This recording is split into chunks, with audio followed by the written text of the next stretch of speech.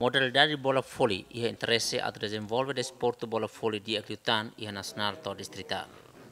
Presidente da Federação Bola Vôlei Inácio de Arrojo informa que Distrito Sira tem que iniciativa rasi com reforma sernia estrutura, atune bele promove bola vôlei e distritos. Federação Voleibol Timor-Leste halau tomada de posse ba estrutura Associação Voleibol Distrito Los Palos. Hanesan projeto piloto ba primeiro iha distrito nian Associação Voleibol. Atunune sira bele hakleantan, haforsatan voleibol iha distrito. Tuir regras nebe maka Federação Voleibol Timor-Leste estabelece. Primeiro sira tem que iniciativa rasi para ia vontade de serviço voluntário da associação, né tem que iniciativa rasi.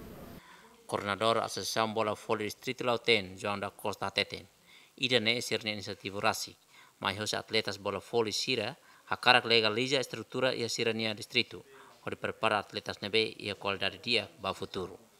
Inisiativa ini harus kami rasa, kami kolega sira nebe involve ya voleibol ya Los Palos Lauten nebe kami orangnya ang ini pues kami hari asosiasi dan inisiativa ini susi sukus i daruma susi bairo sira maka saya kompeten nebe.